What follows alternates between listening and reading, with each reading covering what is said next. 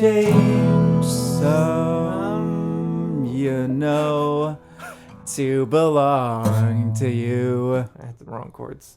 But that's okay, because there's wrong chords all around the world, but especially here in America on American Brews and Tunes. Here's a theme song, you know it's not a mean song. It's a good song, just as it should song. American Brews and Tunes. Shibbity beeby dow. Ooh! Welcome to American Brews and Tunes. My name is Stephen Johnston. And my name is Jesse Titus. And that first sound was our pet ostrich. Yes, it was. Hi, Osty. Ooh! All right, now get out of here. Anyways, welcome to episode number 55. That's what? Right. 2 5s, repeating numbers. You know what that means. I do know what that means. Everybody knows what that means. That means that we're one episode past 54. Yes. And one but also... Never mind. I was going to say and one before 56, but... I mean, it's technically true. Yeah, true. But it also means that we are repeating bands that we've reviewed albums from in the past. Yeah. So I know in the past I have reviewed The Hazards of Love by the Decemberists, and you have reviewed Avalanche United by the I Am the Avalanche. Yep. So why not review different albums from those same bands? Why not? What could go wrong? A question that stood the test of time. What could go wrong? No, why not? Oh, why not? Okay. But also, what could go wrong? Yeah. Why not? See, then normally they're in conjunction, right? Yeah, why not? Why not? What could go wrong? Yeah.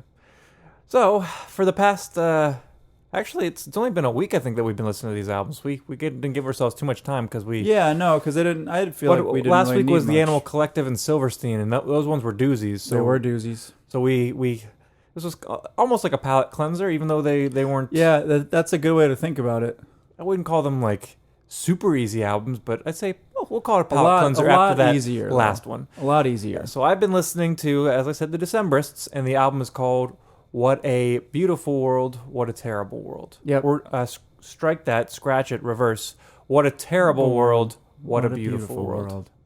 And what have you been listening to? I've been listening to I Am the Avalanche's album Wolverines. Yes. Yes. Wolverines. What a great album. Which is much different than the Silverstein album. I'd say so, and the Decemberists is much different than the Animal Collective. Quite.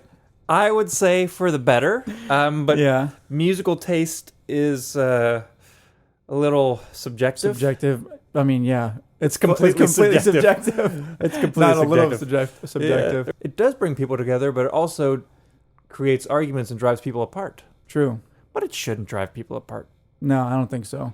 There have been times when I'm at a concert and you can definitely feel like a difference in the room whenever like a band's playing that everybody is there to see, and everybody's there to enjoy it. You feel the unity? Yeah. Yeah. Yeah. But you then, definitely do. In that movie, what's that movie called? American History X? Yeah. Remember when he's the guy from, what's the Corey and Sean TV show? Boy Meets World.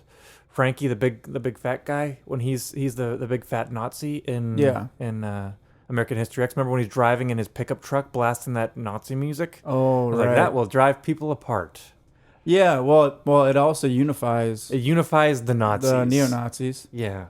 I was listening to a podcast recently where he was the interviewer, Sam Harris's podcast, and he was talking to a guy who was an old neo-Nazi. Oh, and he talked about how that music was specifically meant to like entrench neo-Nazi ideas into their heads. Yeah. And to like make them more unified. I'd like to listen to that. Really weird What's the name of his podcast again? Waking Up Podcast. I'll have to check that out. Sam Harris. It's pretty dope. The Nazi episode, I suppose is what that one's called. I can't remember what it's called. That's probably not a good title for an episode. No. Anyways, we'll come back to these two albums, The Decemberists and I Am the Avalanche, but before we do, let's talk about our beer. Yes, let's. Yes, I know that last week you had an Oktoberfest, am I right? And the week before. And the week before, so what are you doing to change it up this week? Well, I'm changing up breweries, but not style. What? I'm on the Oktoberfest train right now. I mean, it is September officially now, so Oktoberfest should be starting up. Pulling into Cigar City Brewing Station. Whoop, whoop. Have we had anything from Cigar City on this podcast before? I don't believe that we have. Maybe. I don't believe we have, but that doesn't mean that we haven't. I In case feel we like haven't, maybe we did. Cigar City is from Florida. Florida. Born in Tampa, Florida. Mm-hmm. And they've got some pretty solid brews. Their flagship IPA is the High.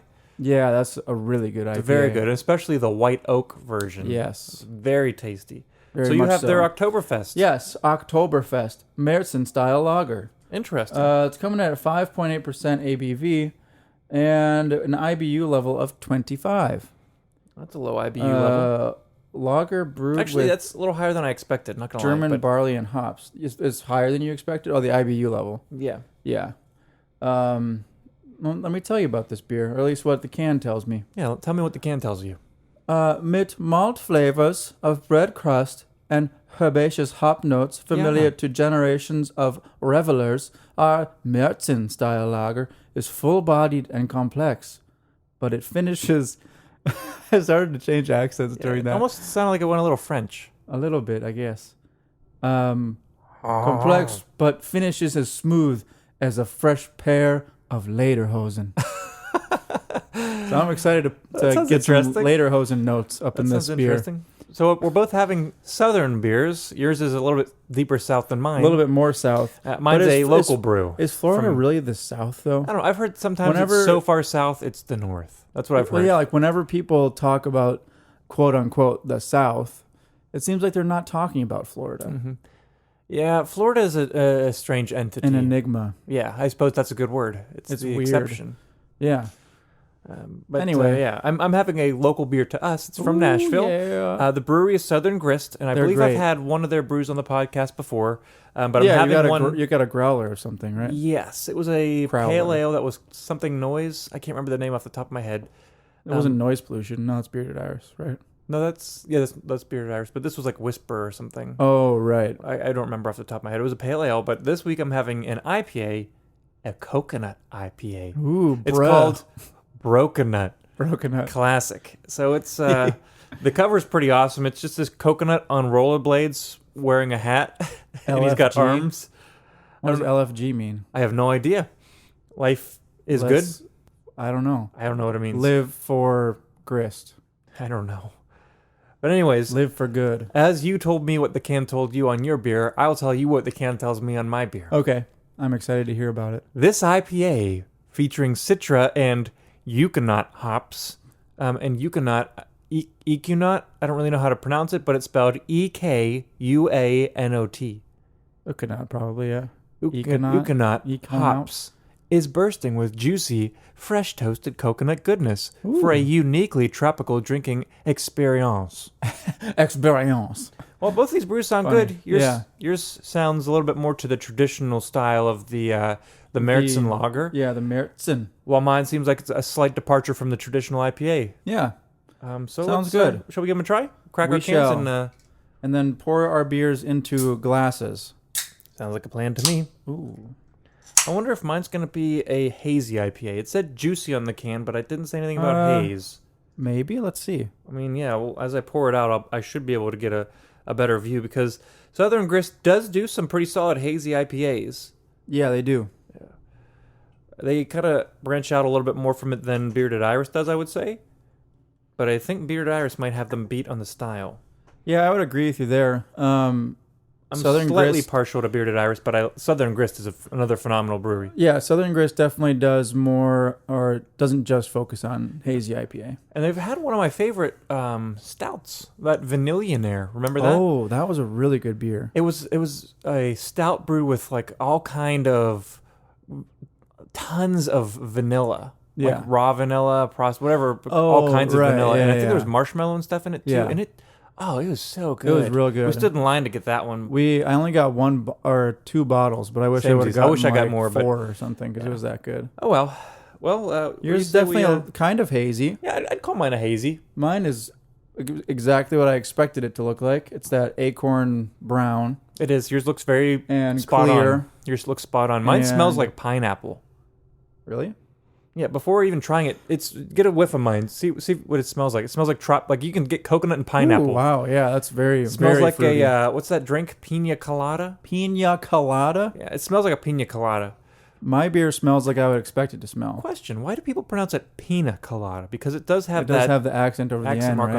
on the end, so it should be pina If colada. you like pina coladas, It should yeah, be, I don't know if why. you like pina coladas, I don't know. People are ignorant. like hasta mañana. Remember that word? Yeah, Without the accent, it'd be hasta manana. hasta manana, Like, you hasta gotta- mañana. I never understood that. I was like, but the accent. I can't remember is it a tilde? I can't remember what the accent mark's called, but it should be pronounced. It's the same with Märzen. It has the Märzen. umlauts over the A. So you take an A voice the shape, O's. and then you take the A vowel sound Märzen. and give it an O mouth shape Yeah. to get Märzen. Well, what do you say we cheers these and try them? Yeah, Let's. let's. And for all of you joining us, go ahead and say the magic phrase with us. Yeah. Shibbity-beep-doo! Down the hatch. Ooh. Mine tastes just like it smells. Really? Yeah, I mean, you get a little bit of the hop characteristic that comes through, but I do feel like a bro when I drink this, and I can taste the coconut. I do feel like a bro when I drink this. I just want to bro down now. Want to bro down? I want to go hey? to I want to like have a bro down at the brodeo with the bros. the brodeo. Yeah, that's a Lagwagon song. I can't take credit for creating is the word. it? I wish I could take credit for creating the term brodeo. Oh well. At least they created it and not someone else. Yeah, but this is tasty. I'm happy with this. It's good. Nice. Yeah, and it's a lower ABV. It's I believe 6.1 is what the can said. That's not bad. Which am I correct? Yes, I'm correct. 6.2 actually. Oh, So I was off by 0.1, which I Still believe pretty that close, though. considers it low grav by Tennessee laws. yeah. Before they changed the laws, the max that you could brew was 6.2, right? Yeah. So anything The above that max was that you could brew was 6.2. anything above that was considered liquor and had to be sold at Yeah. a liquor store. It's just so weird. It was odd. They switched their laws to up it to I think 10. I think it's like 10.2 or 10.5 It's something now. It's something much higher now. Yeah, which is better for the people and the breweries. It's better for everybody. Yeah, you don't need a separate like distiller's license to make Yeah. high gravity beer, which you Yeah. shouldn't have needed that in the first place. Yeah, agreed. Anyways, do you want to move on to the records? well, let me say something about this beer. Oh yeah, I forgot. I talked about mine and you didn't talk about yours. This beer, I would say I'm trying to figure out if which one of the last three that I've had is the best. You know what I mean? Yes. The last one I had last week was the Sierra Nevada Yeah. with Weizenstampf. And I tasted yours and I tasted the Wiseacre and I think I liked I liked the Sierra Nevada, Sierra Nevada one best out of those two. Here, well, try this one. Yeah, and you can try Because mine. this one has more of a bready taste. It's less like the flavors are more pronounced than the Sierra Nevada one, and I can't tell if I enjoy that more or less. It is a lot bready. I agree with you. It's more bready and less caramely. Whoa. Way less caramely. I think I like the Sierra Nevada more because it had a little bit more of a I caramel think so note. too. But that one's still pretty solid. This one's still really good though. It tastes like it should taste. Yeah. I mean, it's a good brew. That one does taste like it smells. Yeah, it Like it smells. it does. Very pineapple-y, coconutty. Really that fruity, tropical. juicy pineapple flavor alongside that toasted coconut. You're on the taste. island with the bros.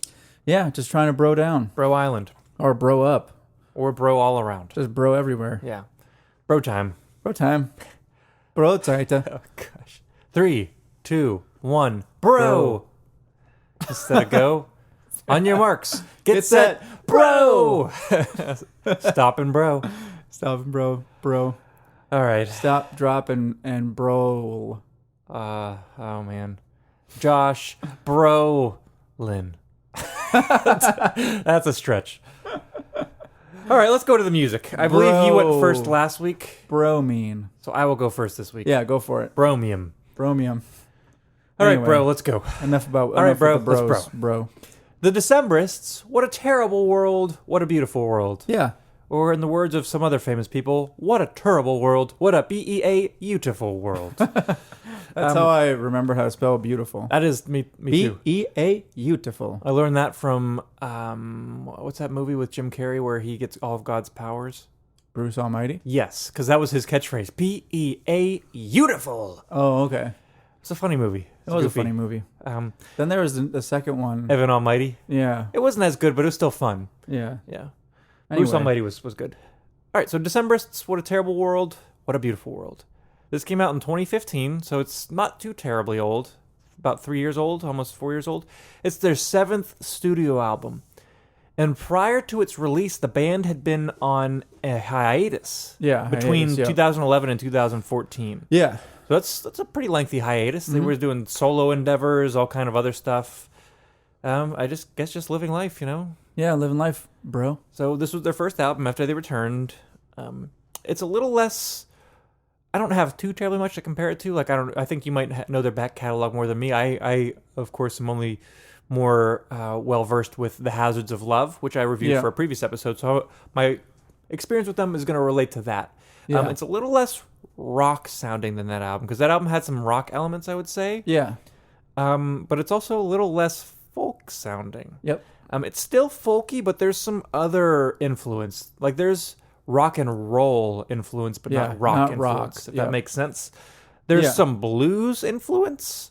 I wouldn't say jazz, but maybe like there's I wouldn't some say jazz either. I'd say blues. There's definitely some like interesting blues influence on this record. So it switches up the sounds pretty nicely.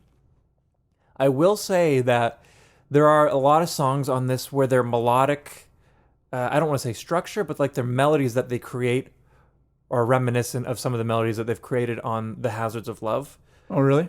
Like the first and the last track on there were some melodies that harken to that. I don't think it's intentional. Just, how sometimes you hear a melody from someone, you're like, oh, that's a melody from that blah, blah, blah. sounds like this, yeah. Like it sounds like this Colin Malloy, I guess that's his name. Yep. The singer. I guess I could probably pick out his melodies pretty easily. Yeah. I mean, there are only so many notes that you can work with. And I'm sure that people get into grooves. Yeah. As to how they write songs. And I think he did. The type of... Not a bad thing at all. It's just recognizable. What's the word for it? The type of... I don't know what word you're looking devices for. that a singer and songwriters Tools? normally use. I don't know. Like how... who was it? Bach or Beethoven? Ornamentation? No, Bach would always use like the same type of accents in his piano lines just or melody lines. Signature little things. We'll call them that. Anyways, this is not a concept album unlike Hazards of Love. And apparently a lot of their other albums were conceptual in one way or another. So this album isn't very much per se. Mm-hmm. Not a bad thing. It's a good thing. But, to each its own. Yeah. So let's dive in, shall we? Let's dive in. The first song is called The Singer Addresses His Audience. Ah. And he does. Yes, he does. I recommended this and I gave it a rating of Beautiful World. Wow. There's not too very many ratings on this album. Okay. I will say this up front. I like the album pretty much the whole way through. Okay. Like I said, this quite literally is as the title suggests. He's singing to the audience. And Colin Malloy talked about how this is almost from a fictionalized perspective of like if you're like a mainstream pop band that like people like live for your band, and like how like a boy band there's the craze, or like the Beatles when everyone's going crazy over them. It's him like talking about like, this is our next album, and we know that you love us, you've like styled your life around us, and we know you don't want us to change, but we had to change a little. Yeah. So even though he's saying that, I still think he's probably saying that from his own perspective a little too. Mm-hmm. Because he said that he feels like confident in their sound and what he's producing, but I think everybody's probably got a little bit of self-conscious and a little self-doubt that he's probably like, they've been gone for 3 years. Yeah, they were on hiatus for a while, and so they're like... First album in, 4 years or so? Yeah, so it's like, it's not going to be exactly the same as what we normally, typically do. So I think that's what he did.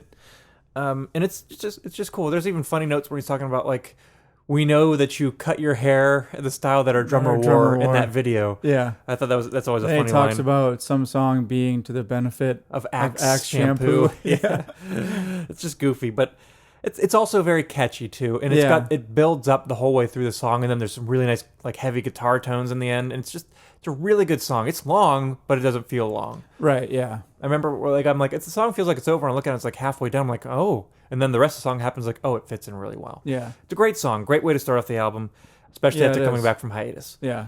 Moving on to track number 2, which is called Cavalry Captain. I always want to say Calvary, but it's cavalry. I know that's the right word. Oh, you did. That's just what you naturally want to say. That's just me, because I say it incorrectly. It's just me. Not Calvary. Yeah, I don't know why. Cavalry. I gave this rating of Beautiful World. Didn't recommend it. This was one of their big singles, and it's very catchy. I can understand why it was pushed as a single. Yeah. I am the cavalry captain.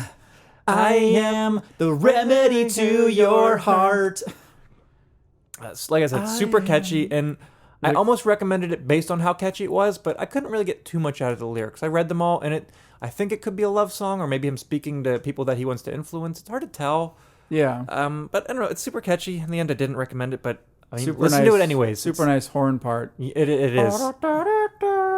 Very poppy song. I could hear this being played on the radio. Yeah, for sure. Moving on to track number 3, which is called Philomena. I gave it a rating of Beautiful World. Okay. This song can be interpreted very graphically. Yep. Like that one It's an interesting song on the Animal Collective album, Yeah. Bluish. Yep. This one can be interpreted very graphically. Yeah.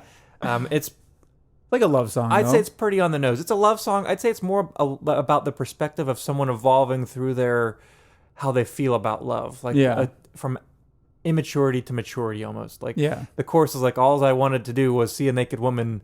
Yeah. And then he's like, but I wanted more. After that, I wanted more. Yeah. Yeah. So it's just talking about how, like, when you're a kid and you're like, ooh, naked person. Ooh. Yeah. But then you realize there's more than just that. Yep. And so it's that. But it does get kind of graphic. I'll just leave it at that. You guys can explore that song yourself. It's a fun song. It's really fun and almost whimsical sounding. I'll say that. Yeah, for sure. Oh, Philomena, doing it all again, and I'll be your candle. It's so funny and I'll nice be sounding. your statue, and I'll Yeah. But I'm going to move on to track number 4, which is called Make You Better. I gave this a recommendation of Beautiful World, and I almost recommended this as well. I very much like this song. It's a really, like, I struggled whether I wanted to recommend or honorably mention this. Yeah. And in the end, there was just a couple other that I put ahead of it. Okay. But this is a fantastic song. This is where it definitely, you hear a divergence from their old sound. Yes, it's not folky at all. It's not folky. Not it's folky like, at all. How would you describe it? It's like almost, I don't know. it's really like stripped back at the beginning, just an electric guitar. I want you, them fingers. I wanted you, them fingernails. I think that's the line. But yeah, and then it kind of builds up. It's got this minor sounding verse, but then the chorus is major and powerful sounding. Yeah. And the whole thing's about a failed relationship, about someone who put so much stock into this relationship. Like when you define yourself on a relationship and then it fails because you really wanted to make her better and you wanted her to make you better, and then things fell apart. It's kind of a sad song after you listen to it. But we're not so starry-eyed anymore. Of course, it's so catchy. Yeah. Yeah. If I could recommend more songs, I would have recommended this. Okay. I really like that song too. Very good song. Moving on to track number 5, which is called Lake Song. It's a world. It's not a terrible world. It's not a beautiful world. It's a world. It's a world. It's just a world. It's Lake Song, not Rake's Song. Ho ho, throwback. Oh, what a great joke. But this is a very melodramatic love song. Yeah, is this the one where he's like, and I was 17 and terminally... Fey is the word. Terminally fey. What does that mean? F-E-Y. I believe... I can't remember off the top of my head. I think it's like infatuated or like in love. Okay, yeah. Fey. I always thought he was saying vain. Fey, F-E-Y. I looked at it because it's hard to tell what he's saying there. He's got a huge vocabulary. Yeah, well, he has a degree in creative writing or something like so that. he's a very literature focused guy. He's very like The Hazards of Love, they wrote to be a stage play. Yeah. And then I actually didn't know that when I reviewed it until I looked it up afterwards. It Oh, was going to really? be a stage play, but they're like, it was almost impossible to perform on a stage, so they just did it as an album. Huh. That's pretty cool. And during their touring cycle, they just played it front to back, which would have been so cool to see. Yes, it would have been. But Lake Song, it's not bad. The verses don't do too much for me, but the chorus is very catchy. Mm-hmm. Moving on to track number 6. It's called Till the Water's All Gone. I gave this a terrible world rating because I had to give it to one song. I don't hate the song. It's not terrible. I had to give it to one song. It's my least favorite. That's why I gave it that rating. I probably wouldn't skip it, but it's my least favorite. It does have a really cool guitar part though. Mm-hmm. I don't know if it's a picking pattern or if he's using a pick, but it's really cool, like bluesy guitar part. Yeah. I like that. I think that's my favorite part of the song. Moving on to track number 7, which is called The Wrong Year. I recommended this, and I gave it a rating of Beautiful World, of course. I like this song. I think it might be my favorite on the album. Is this Gray Jean was a river child? Yes, it is. Born down by the river wild. Bum, bum, bum. The bass line's so good also. Yeah. That chord progression that comes at the beginning, Blink 182, 1, 5, 6, 4. That's that chord progression. That's great. That's not the reason why I love it, but I mean, it's a great chord progression for a reason. It's a chord progression that a lot of people use. Because it's so diverse. I've used it before plenty of times. Yeah. But it's a great song. The melody throughout's fantastic. And the message is kind of cool too. I think it's about like two people who like each other or love each other. Who knows? But they don't know the other likes them, perhaps. And Maybe, it's like a misconnection of sorts, like the time, like the right place, wrong time, right person, wrong time. Like the rain falls, but on the wrong year. Yeah. But it's such a good song. It's so catchy. Yeah. And the bass line, like I said, Before I started listening to this album, I think I started listening to it last year. That was the one song that I knew off the album. Oh, really? Yeah. Because I think they had played this one before, yeah. Yeah, so that was the only song I knew before going into this album, I think probably a year ago. I didn't know any of them. But yeah, it's a great song. Yeah, it's such a good song. I guess that's probably my favorite. Moving on to track number 8, and this is where things start to get a little different on the album, I think. They switch up some of the songs and throw up some curveballs, I guess is a good way to say it. Curveballs. And the first time I listened to it, I was like, oh, that's interesting. Yeah. This song's called Carolina Low. Carolina Low. Gave it a rating of Beautiful World. It's got a really cool, ominous guitar. Like, I don't know how you would describe that guitar tone. Like in the tune of, like, we're probably in drop D. It sounds like deep Southern dark music. It's really cool sounding. Yeah, for sure. And just great picking pattern. It almost sounds like it could be a traditional song, but Yeah. Carolina. But yeah, cool song. Moving on to track number 9, which is called Better Not Wake the Baby. I gave this a rating of Beautiful World, and it's again along the changing it up path that the last song set.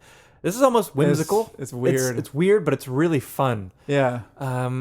It's just like there's banjos and there's just like weird percussive instruments. Not wake the baby. And the imagery is really weird because he's like talking about, he's like, gouge your eyes with a butter knife, but you better not wake the baby. How long will this go on? How long is it?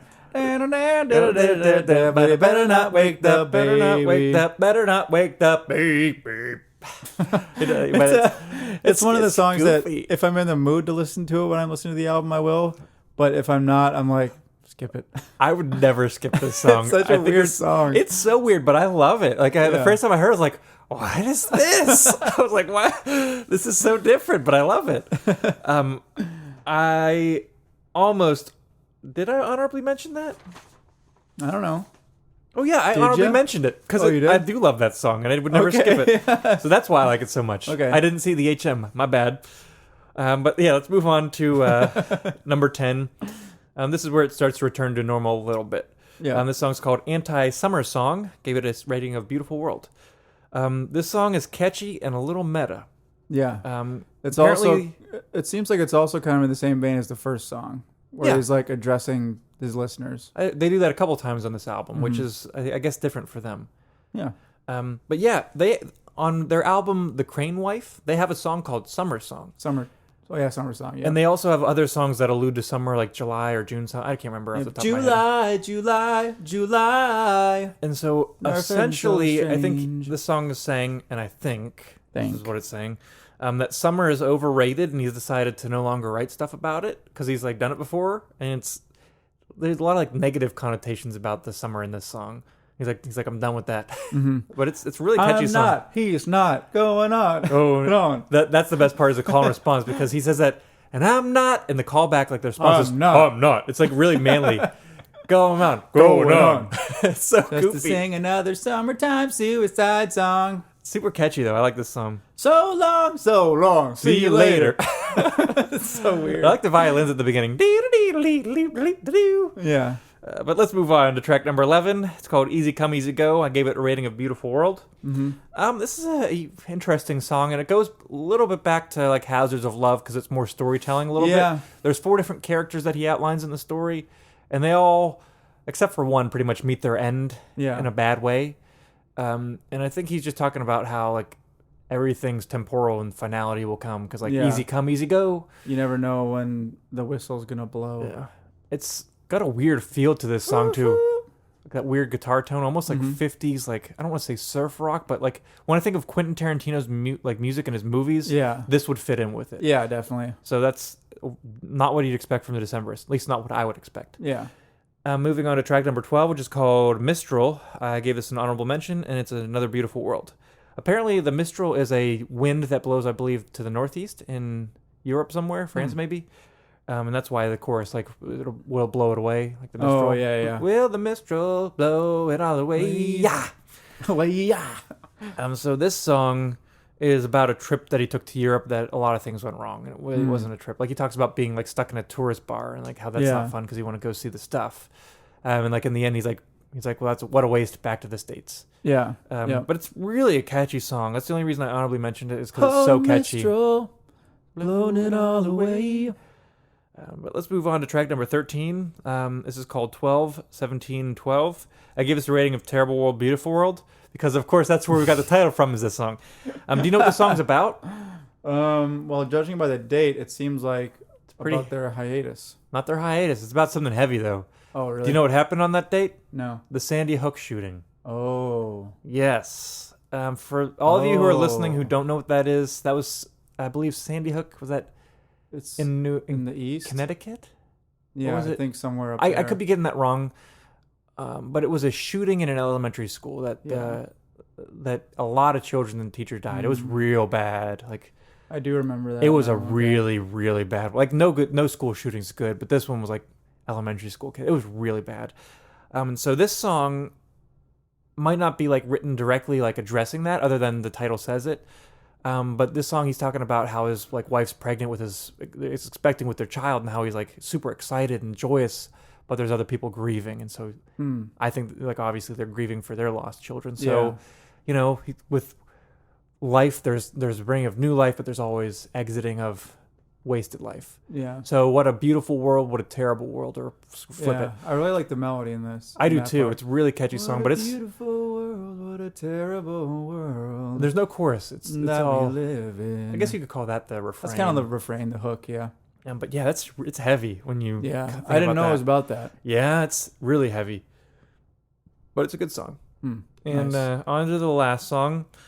So like like normally like for your last song you call it like the last song, but they called it a beginning song, Oh. which is weird. I gave it a rating of Beautiful World. It's my last recommendation. Okay. So it is interesting to put a beginning song at the end. I suppose maybe when something's end, it's the beginning of something new. Maybe that's what they're Yeah. going for. Yep. But this is another one where he addresses the audience for sure. Yep. And this is a song of intense self-reflection, I would say. Mm-hmm. Because in the chorus, which is super catchy, by the way, he's asking himself, like that he says that he's waiting and he's wanting, and he questions that. Yeah. Like, he's like I'm wanting. Should I be wanting? Yeah. Waiting, whatever. And he said when he talks about like when you think about what he's waiting for, what he's wanting for, it's probably for something good or something better. But then he talks about he's like, but it's all around me. It's all around. So at the end of the song, he kind of provides answers for that when he talks about his 2 kids and his wife. And so I think that's him trying to say like I need to check myself, Get a and perspective on things. and look at how good everything is, and not just I don't know. I don't think he says wallowing, but maybe looking for something else. Well, the wanting comes in waves. And the wanting comes in waves, the best chorus of all time. In waves, and the wanting comes in waves. Ooh. Waves chorus is the best. But yeah, this is a Waves good album. chorus. I would buy this album. That's Yeah, how it's good. a great the album. replay factor is very high. Yeah. Even though that one song I had to rate at Terrible World, I wouldn't skip it. I think I would listen to this the whole way through. This might even be a vinyl album. Really? I think it's One that a you solid want to buy one. on vinyl. Nice. Yeah, I think this is a very solid album. Yeah, I would definitely say I'm so. glad that you recommended it. Yeah, it's a great album. You want to change notches and go to I Am the Avalanche? Yeah, let's turn. I'd probably say. How much do you think? Like 90 degrees? Probably. Not really 180. Like a right turn? Yeah, just like a right turn. An Or exact a left right turn. turn. No, I mean Either like a way. right angle turn. Yeah, but you can also turn left Left angle turn. at a right angle. Yeah, you can It's go still left to right. It's still a right angle. You can do a double right, but 2 wrongs don't make a right. Just as 2 lefts don't make a right, But 3 do. but 3 do. Shout out Reliant K. What a great album. Anyway, so the album is called Wolverines by the band I Am the Avalanche. It's a concept album about Wolverine from Marvel. Yes. Not at all. And how there are multiple universes, so there are multiple Wolverines. That or is- multiple Wolverine. That's why it's called Yeah. Wolverines. Like in Spider-Man, they're in the Spider-Verse. Yeah, the multi-Spider-Verse. Yeah. But no, That's we, not we, actually we what it's jest. about. There's nothing to do with Marvel in this. But we can marvel about how great the album is. Yeah. But I'll let you review. If you guys remember the last time I reviewed an I Am the Avalanche album, I think I probably said this during that episode, but the messages are not dense and not deep. No, he kind of writes They're it all- and puts it all out there in They're an all understandable very way. literal, like the lyrics are all very literal and all very straightforward. Yeah. So I didn't really have too hard of a time figuring out what these songs were about, and I also didn't have a hard time getting into the album because it sounds like a lot like the album Avalanche United. Yeah, but that one took you a little while to get into because it Yeah, took you I a while wasn't- to warm up to his vocal. Yeah, I style, wasn't used to his voice. vocal style. But already having acquainted yourself on that album, you were prepared. Literally, the first listen of the first song, I was like, "Oh, this is so good." I figured. Yeah, And this is the first album I listened to by them. Like when we went to see the Swellers at one time in Pittsburgh, the Swellers were opening up for I Am the Avalanche, and I only knew the one song, "The Shape I'm In," we missed it because we were down at the bar having a beer. talking to the Swellers bassist, right? Yeah, and then we so I heard guess that "The was Shape I'm okay. In," and we're like, "Oh, I got a crap." We Yeah. missed it, but we went up, and the rest of the show was great. So I bought Wolverines after the show and listened to Yeah. it, and I was so happy. What a great album! Yeah. But anyway, the first track is called Two Runaways. And I get 5 out of 5 and recommended it. Good choice. Good choice. It's just a fantastic album opener. Really, I mean, it lets you know what the rest of the album's going to sound like, even though after you listen to it one time, you realize that most of the songs have like the same type of guitar tone. I think the same almost type everyone. same type of everything. It's like the lyrical content is what changes and the melodies change. Yeah. But just about all of them sound the same, have the same type of devices used. Oh yeah, Vinny Caruana, their lead songwriter and singer, is very easy to pick out his melodies. Yeah, his melodies and his voice And his chord choices. the general chord choices and sounds. Yeah, but Two Runaways is a great song. It's about He's gonna marry her. he's never gonna let it fall apart. Two Runaways, a real American work of art. Except in the last one when he goes, "Work of art." Yeah.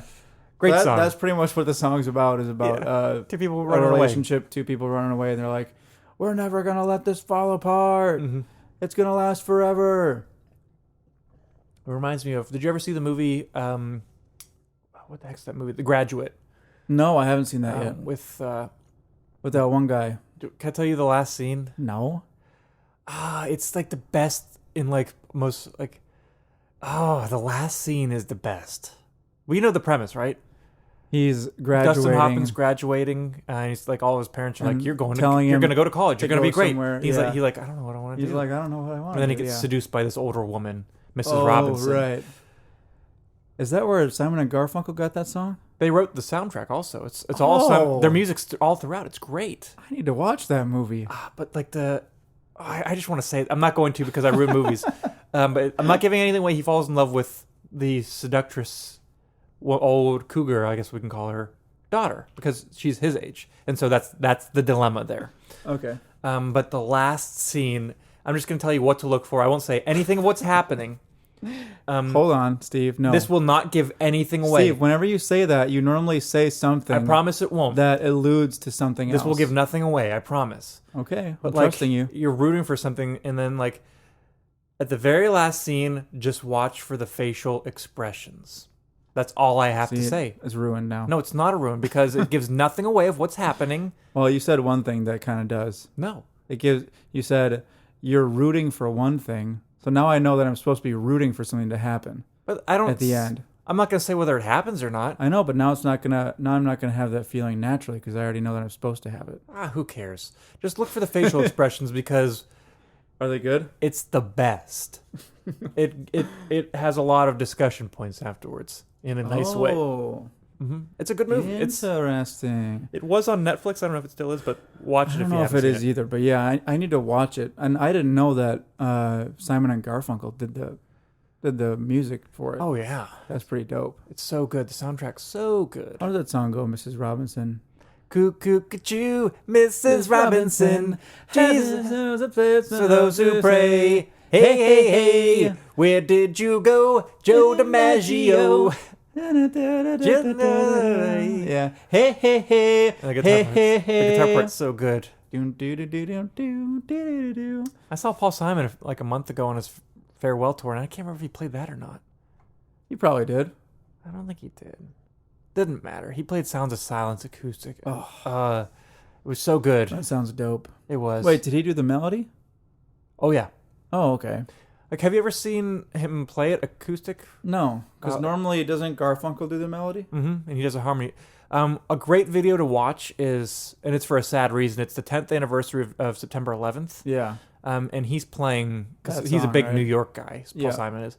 And he plays it, and it's really like beautiful and haunting the way he plays it. It's moving, and that's how he did it at the show. Okay. I'll have Really to listen powerful. to that. But we had a huge... Anyway. that wasn't a grist, that was a tangent. That was It's a mile-long tangent.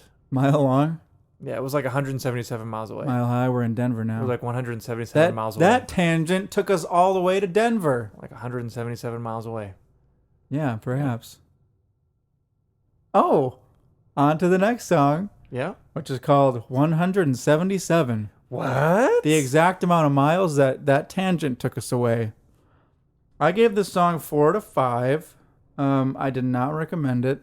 It is the first kind of faster song on the album. Again, great, like, catchy melody, really great sounding riffs and whatnot, and guitars, and it sounds great, just like the last song. And I believe, What does 177 mean? I don't know. 177 in the backyard. I think they're like partying or something. It seems like 177. We're all going to hell. Probably like, I don't know, crazy things happen in the backyard. yeah. I don't know. There's a really cool part where the drums go halftime at the end, and they're like 100. That's a little bit of post-hardcore influence that they got there. Yeah. Good song. Very good song. But anyway, on to track number 3. Best song in the album. Perhaps, I mean, I know it's your favorite song by them. I'm not sure if it's my favorite song by them, because I still have to listen to their first album. Oh, yeah. But anyway, the song is called The Shape I'm In. Oh, I love this song. 5 out of 5 and recommended it. Never gets old. Yep. Just Hard like Peter times, never not cold. Pan. Mm-hmm. Just like Peter Pan. It never gets old. Yeah, true. It's timeless. How does that work? Peter What? Pan. What's the legend? He's part of the It's part of the Lost Boys. Yeah, they never get old in Never Never Land. But because of being in Never Never Land, or because they were... Yeah. I think being in Never Never Land causes you to be ageless.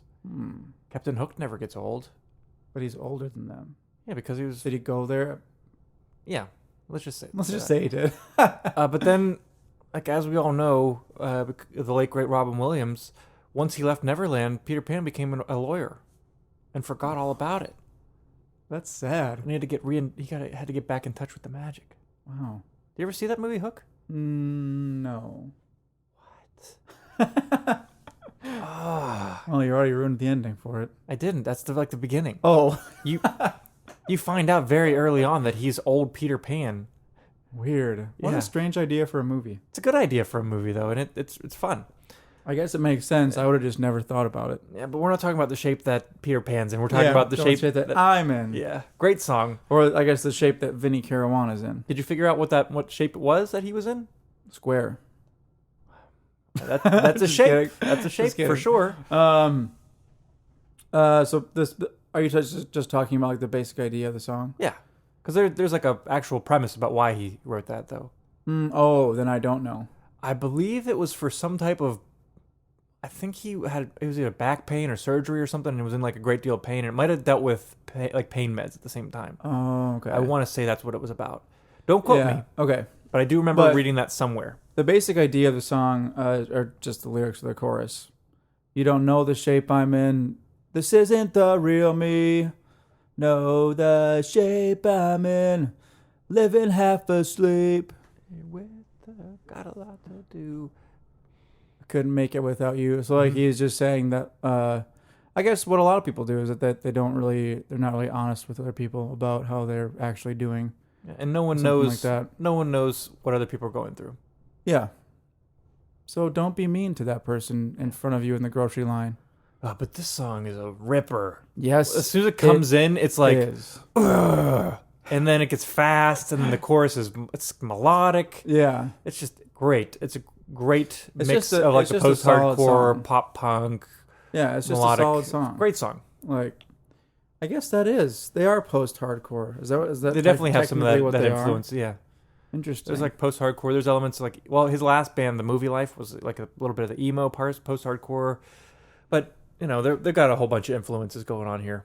Yeah, but either way, that song is just the best. And if for some reason you only want to listen to one song off this album, listen to that one. I'd agree. 'Cause It's I think it's great. enough to sell people. It's really It's great. catchy. Yeah. On to track number 4, which is called Young Kerouacs.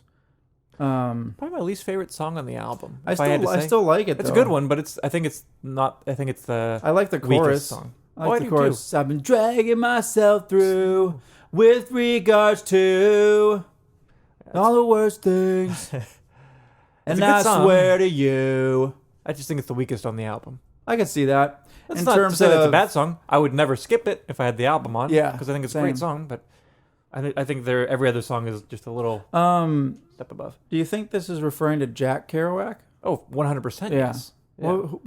Who was he again? He was like He was a writer. beatnik poet. He wrote on the road. The Road. The beatnik generation. He was like the voice of all them. Beatnik or Beatnik? Beatniks. What does It that was mean? before the hippies, the counterculture, The like, people who revolution. were like riding in trains, places, and whatnot. Yeah. Like, do you remember in Inside Llewyn Davis, that movie, when he Yeah. hitches that ride up to Chicago with John Goodman and that one other dude? Yeah. The other dude was a beatnik poet. Oh, okay. It's the counterculture, but it was like before hippies. The beatniks. Interesting. Yeah. But Jack Kerouac, The Road. Read it sometime. It's interesting. Is it? Okay. Drugs and being on the road and all kind of stuff. Okay.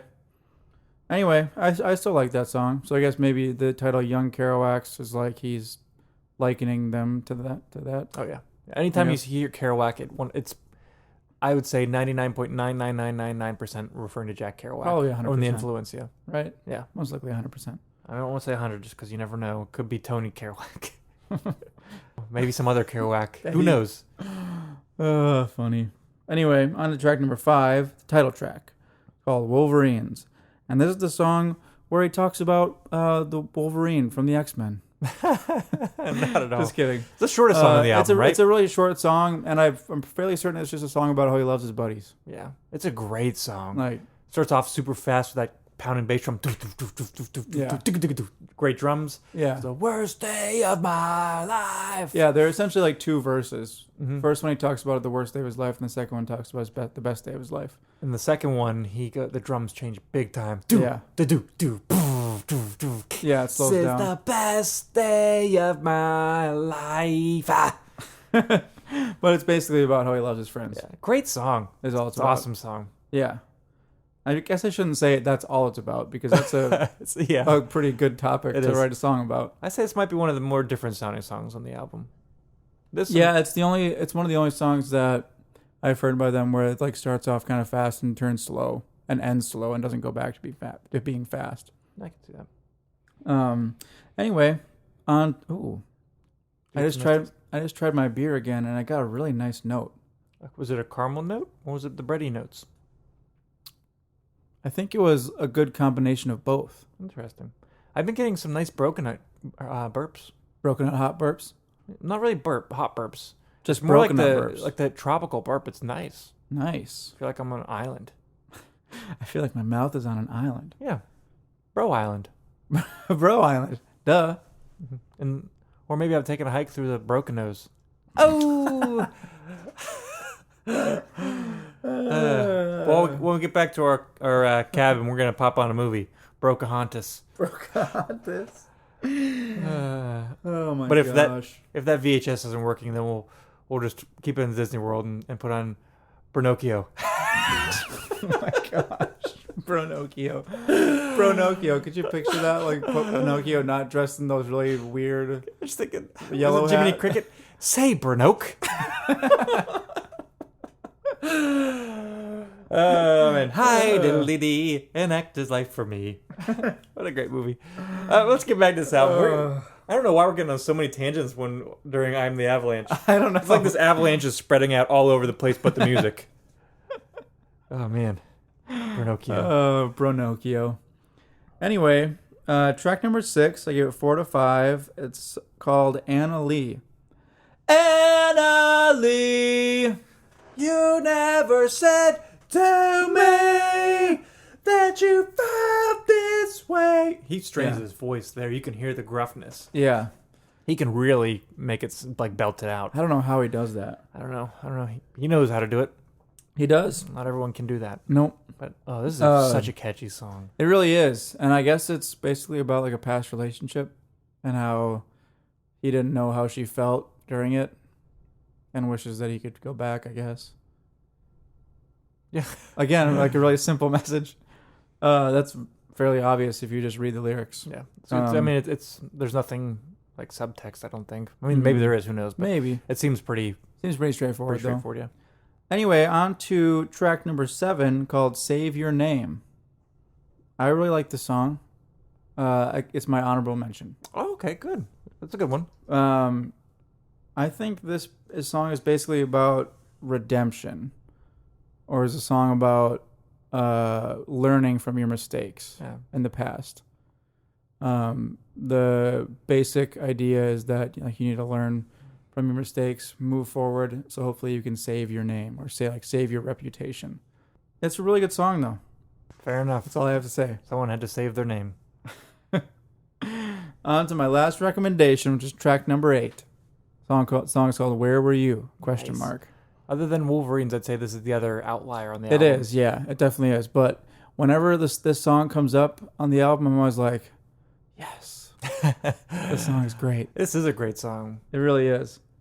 How does it start again? I So like it's all literally just like that listened one to guitar. this. Boom, boom, boom, boom, boom, boom, boom, boom. Where were you that night? Oh yeah, it rained like hell. Da, da, da, da. Mm-hmm. Yeah, it's just great. I like when right before the drums come in with a do do do do do do. He's Yeah. like, he goes ah, just the little gruff like little Yeah, yeah. Where were you when the lights went out? Do do do do. Do you live like you should? Ba ba ba ba ba ba ba. And that's the basic idea of the song. Yeah, Is do you live like you should? great song. There's also a really nice moment where, Key shift. Is that what you're gonna talk about? well, no, not a key shift. There's not really a key shift. There is. Just plays an acoustic guitar. Is it Oh. a key shift? There's a key shift in this song for sure. I During think- like a instrumental part. I'm fairly positive. Is there? We'll bring this point of contention up later. There probably is. I think there is. I'd like to revisit it because I thought because you always like that when there's a key shift, but then it comes back to the original key. There's a nice, there's a nice classic punk rock trope where you go from the major 4 to the minor 4 to the tonic. It's the best. It's not just punk rock. It's life. It's life, man. That minor 4 though, I love minor fours. it's great. We put that in songs before. Oh yeah, all the time. It's great. It's great. It's great. But more importantly, I think Bernocchio would make a great movie. Do you Of just really? like this frat dude. Like he's in the frat, like totally being a bro and being a frat guy, and everyone hates him. Yeah. And then he gets cursed Oh. by Jiminy Cricket. And gets turned into a doll. No, but his nose starts to grow when he lies. So the more he lies and is a bro for the worse, his nose grows and his skin looks a little bit more woody. So Ooh. he's turning into Pinocchio. Dang. So he's got to change the air of his ways, or he'll forever be Bernocchio. Trademark Steven Johnson. Copyright 2018. Whenever you brought Bronocchio up before, I immediately thought of what Bronocchio would look like. Frat guy. Like if it was a wooden doll, he would have like a pink polo on. Yes. And Popped collar. And he'd say, popped "Hold my collar. beer," as he was cracking a cold one with the boys. he'd just be broing everywhere. hold my beer, Geppetto. And he'd be like, that guy. I don't know why I started doing that accent, but he'd be like, that guy, Bob Dylan had it right. The answer is broing in the wind. The answer, my friend, is broing in the wind. Anyway. Or as Fleetwood Mac said, you can bro your own way. Bro your own way. Oh, goodness gracious. Oh, my goodness. How many different ways can we figure out how to use bro? Infinite. Infinite? Yeah. The broverse goes on. The broverse. It bros on. But let's go back to this album. Anyway, There's on not to too much track number left. 9, which is called My Lion Heart. I like the It's a song. good song. It's basically saying that he's figured out like his motivation in life and he's figured out how he wants to live. Yeah. Some of the lyrics are, so many days I've wasted closer to death. With every burning breath, I'm still going to fight. And then another line is, when everyone's asleep, I'm just waking up. When everyone's asleep, I'm just waking up. Yeah. So He repeats that line quite a bit, right? Is at the think end so, of the yeah. chorus, I think. yeah. Yeah. So that's the general idea of that song is he's figured out what his lion heart is. It's like when you find a lion, you rip its heart out, Indiana Jones style. Yeah, exactly. Kalima, Kalima. And the last song, track number 10, you have 4 to 5, is called One Last Time, and it's about regretting the ending of a past relationship and wishing that you can still see them one last time. This is a good song. It is a very good song. Yeah. My only complaint about this album is that it's only 10 songs long. Oh. I wish it was longer. Yeah. I wouldn't have minded if it was longer either. But since we didn't do it, I can't complain with what we were given. Yeah, exactly. Do you think they're going to come out with another album? I don't know. I know he's busy doing Movie Life stuff right now. Yeah. He brought back the Movie Life, his original band that broke up in the early 2000s. And they've played a couple I Am the Avalanche shows in the past year or so, but I don't know. I wouldn't rule anything out, but Yeah. you never know. I'd be happy. Yeah. I for sure would. Same here. I've only seen them play live twice. The first time we had no idea who they were. The second time I knew all their stuff and I was stoked. It was great. Stoked. It was awesome. Whenever we saw them for the first time, I probably talked about this last episode too, but whenever we first saw them, I was like, I don't like them. You know, like when I saw him, I was like, I like them. It was just because of the singing. He's got so much energy though. Do you remember him bouncing around the stage? Yeah. So like I was so His dumb. voice. Well, back no, then. it's just it didn't strike you at first. That's all it was. Well, yeah, but like I think that's natural for something that you don't normally listen to, or something that isn't like in your wheelhouse from the get go. You're not going to connect immediately. yeah, And that's true. it'll take a minute to sit in. For me, True. and like I wouldn't say that I connect 100% with Animal Collective, but having like forced myself to listen, I started to get it after a while. Yeah, makes sense. I think I Am the Avalanche is much more accessible than Animal Collective. Yeah, I would say so as well. Much more accessible, but yeah, wasn't the music you listened to that much, so I can understand Makes that. sense. But he's got great energy live. Vinny Caruana does. And I recently saw him play with the Movie Life in Nashville at a awesome festival put on by Chad from Newfound Glory called Breakfast. It started at like 9 in the morning. There was like coffee and all kinds of breakfast food. But the Movie Life played and Bayside played.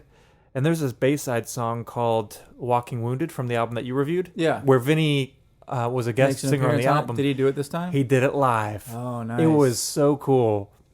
I was waiting for it because I was like, last time I saw the I'm the Avalanche and Bayside play, they did not collaborate on stage. So they better do it this time or I want my money back. And they did, and I was happy. Nice. Yeah, awesome. So next week we are going to, actually it might be the next 2 episodes or so, we're going to do some one-offs because I still feel kind of drained from listening to so much Animal Collective. And Jesse's got a trip coming up a little bit, going back to Minnesota for shenanigans and wedding and Surly and all kind of stuff. Hopefully I get to go to Surly while I'm there. If not, maybe you can find him, maybe just find a place that's got it on draft and say, quick draft. Quick draft. But yeah, you're heading up for a wedding. Yep, heading up for a wedding. I'm not really sure what we're going to do for a one-off. We'll find something fun. We'll figure it out. Yeah. Probably not Beatles since we just did that. Maybe. I was thinking about this earlier. What were you thinking about? We could do another that other Hostage Calm album. The most recent one? Yeah, Die on Stage. Yeah. Yeah. Or we could do the Joshua Tree. It'd be a good one. Let's do Hostage Calm. So what we'll do is next week we'll do Hostage Calm, Die on Stage, and then the following week we'll do an old, not even old, but more well-known album. Yeah. Which we don't know yet, but we'll let you know next week. How about that? We'll hold you in suspense. So if you want to prepare for next week, you can listen to the album Hostage Die on Stage by Hostage Calm. It's the last album they recorded before they broke up, and I think it's their best album. It's too bad that they broke up. I didn't buy a ticket, but I was going to see them in Nashville play with I think it was Neck Deep. That would have been a pretty cool show. Yeah, and then they broke up. I was so bummed. That's so terrible. That's the Steven Johnston luck, though. Like the Soilers broke up when I started liking them. Yep. Yeah, it is what it is. Motion City. Yep. Tis what it is. But I guess let's do one in memoriam right now. I meant to put this earlier, but Mac Miller, big Pittsburgh rap artist, probably the biggest Pittsburgh rapper next to Wiz Khalifa, passed away 2 days ago. So by the time you hear this, it would probably be about a week ago. Yeah. I only knew one of his albums. My good buddy Jason Gorman was a huge Mac Miller fan, and he always was trying to get me to listen to him. And I remember in Pittsburgh we'd always see people would post his stickers all over the place on street signs and stuff. There was billboards for Mac Miller. Everyone liked Mac Miller in Pittsburgh. Yeah. He passed away 2 days ago. They're saying it's speculation of an accidental overdose or something. I'm not really sure, but it's big loss. It's always sad when something like that happens. It's real sad. Yeah. He was 26. He was 26. That's weird. Yeah. It's weird because we're older than him. Yeah, because I'm 27 now. Yeah, I'm almost 27. But, super weird. It's so weird. Yeah. But I'm gonna start to delve into some more of his music. I think just to maybe honor him in some respects. But I mean, he was popular for a reason. Yeah, for sure. The one album I had was called, I think, Blue Swing Park. Is that what it was? Blue Line? Whatever it was. I have no idea. I liked it because he talked about some Pittsburgh scenery. And really? At least on this album, and I'm sure he did another album, there was definitely like pride for Pittsburgh, and I thought that was always really cool because I like Pittsburgh a lot. Yeah. But anyways, let's before we finish our beers, let's just have a cheers to Mac Miller. Okay. So let's say shibbity beep cheers. Shibbity beep cheers. How about shibbity beep Mac Miller? Okay. Shibbity beep Mac Miller. R.I.P. my friend. Yeah, it's unfortunate. It is. Shame, because I think he had just released an album a month ago, and I think he had a plan for a tour coming up. Yeah. Well, in the words of Billy Joel, only the good die young. So why is Paul McCartney and Billy Joel still with us? I guess they're not good. And Paul Simon. But I mean, come on. Yeah. It's just a song. Yeah. Yeah. Yeah. That is too bad, though. It is. But, so is life. It happens to the best of us. Happens to the worst of us. Life goes on, and all we can do is remember those who have touched us one way or another. Life goes on, and these chords continue. What's that from? What do you mean? These chords continue. That's from a song, is it not? No, that's from a song that I was writing. That's what it is. Yeah. I recognize that line. Yeah. It's a song I told you about how Zach and I came up with it because we were like, we want to get a tattoo. Let's figure out a phrase to get tattooed. It's a good phrase. And that's the phrase we thought of. It's a really good phrase. We were like, that's so stupid. It's a cool phrase. But then now that I thought about it, I was like, yeah, that's kind of a good phrase. Yeah, especially for elements like that, or like Chester from Linkin Park, or any of the Tony Sly. That's what I was going to say. It's that at least like we have his music to remember him by. For those of us, for people who didn't know him, because obviously when someone passes away, the friends and family have memories and stuff. But for everyone else, we have their art, their music, their music. So yeah, just like in the case of Tony Sly. Yeah, I don't know Tony Sly personally, never did, but his music touched me very, very profoundly. Yeah. So anyway, next week we'll be reviewing Hostage Calm, Die on Stage. Yep. It'll be a fun one-off. We'll each have the same beer that week. Yep. But for now, my beer has stayed the same. The Broconut by Southern Grist. Is yours?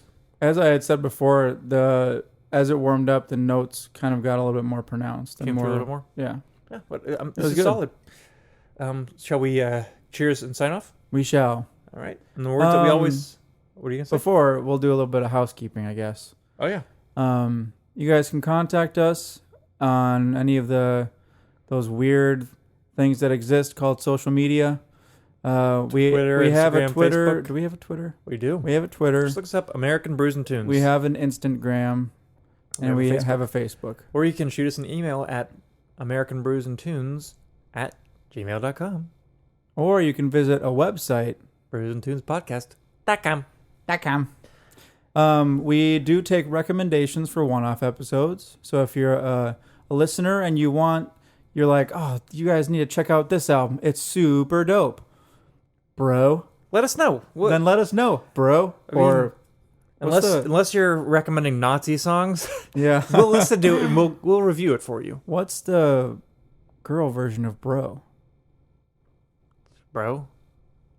This is 2018. Bro can mean guy or girl, man. I don't know. Gender connotations don't exist. Bros for life. Oh, plot twist. Pinocchio's a girl.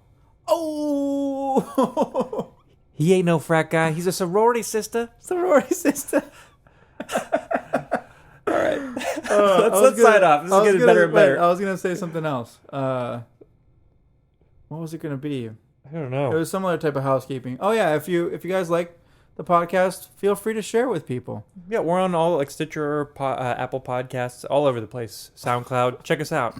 What are you doing? I'm flexing. I'm dancing. Right now. Yeah. Right now, Steve just like has both of his arms in a flex and is dancing or something. I don't know what's happening. It's my I'm ready to sign off flex. Okay. Sign off the beer. Time to sign off. Well, anyways, as we always say on American Brews and Tunes. Shibbity-beep-doo! Delicious. Pinocchio. I would like to make that into a movie or a screenplay. Yeah, do it. Anyways, thanks again for joining us. My name is Stephen Johnston. And my name is Jesse Pinocchio Titus. Oh, gosh. This is American Brews and Tunes. Bye. Here's a theme song, you know it's not a mean song. It's a good song, just as it should song. American Brews and Tunes. Shibbity-beeby-da.